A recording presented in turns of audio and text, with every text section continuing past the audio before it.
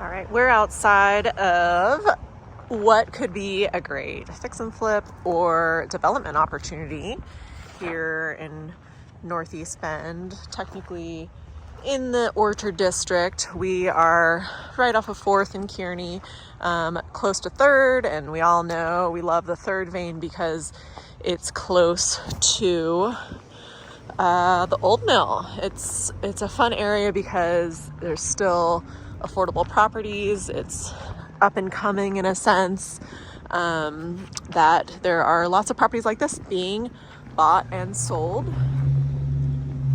And this one in particular we like because its zoning is C1 zoning, which is the all coveted commercial zoning type, that when you have a residence like this or a single family home, it's grandfathered into conditions with the city of Bend that someone can use this as a short-term rental.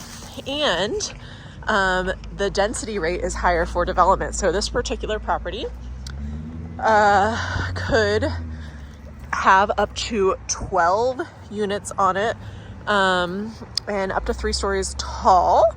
There's definitely some things to think about with that in the development process.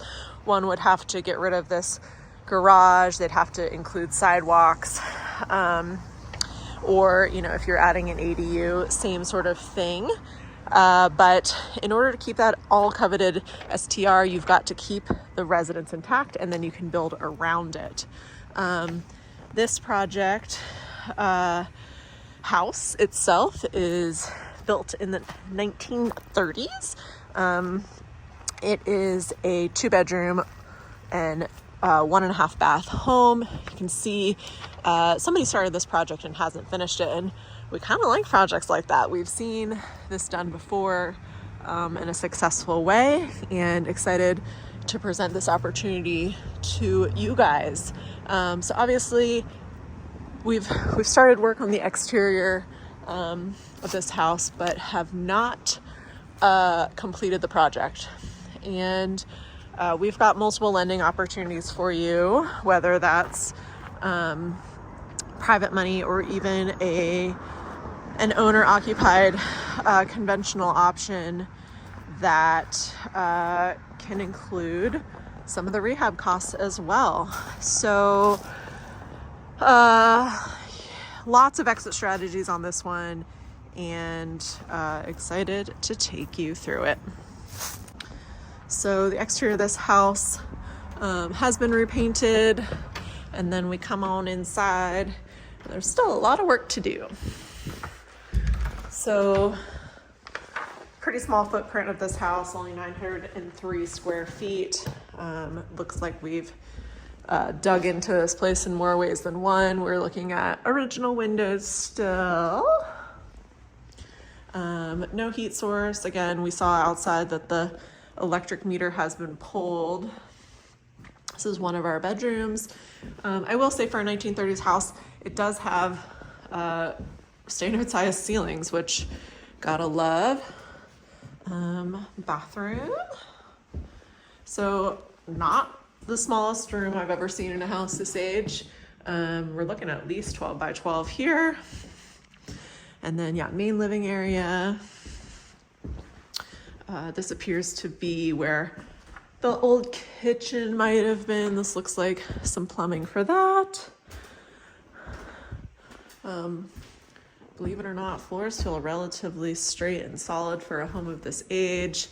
And we're looking at crawl in this whole area, but then back here, there's clearly a slab out onto the back deck here.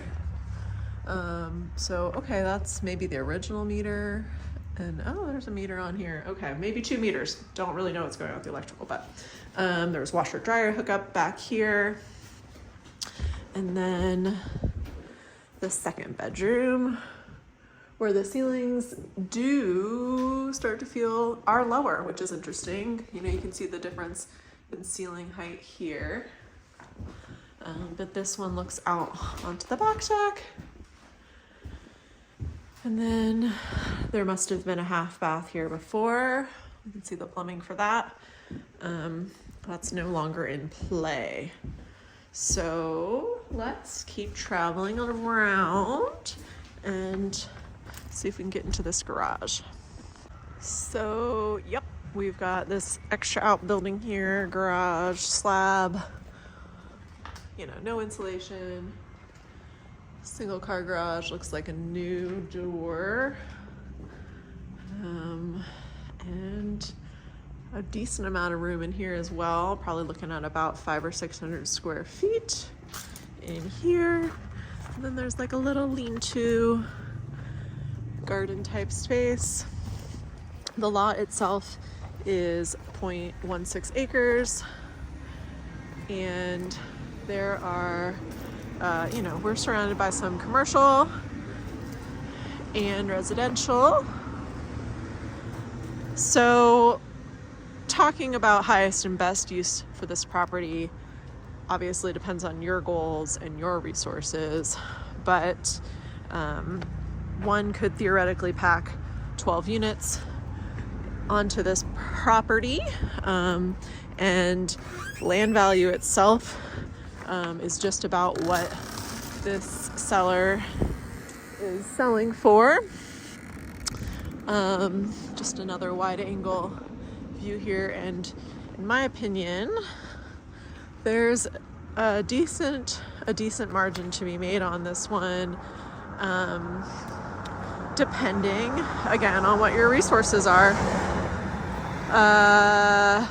If it were me in my world, I'd probably finish rehabbing this, potentially STR it, add an ADU, and just start there. Again, you've got an existing structure, existing plumbing and electrical in place, but if you are interested in dabbling in the development world, this could be a really good option for you, and there may even be the potential to negotiate some seller carry financing terms that are somewhat comparable to private money, but at least saving you on the loan costs themselves. I will say there's definitely some decent sized trees. These two trees are pretty good size. So factoring that in as well, but if you're keeping the house as is, could be considered an asset.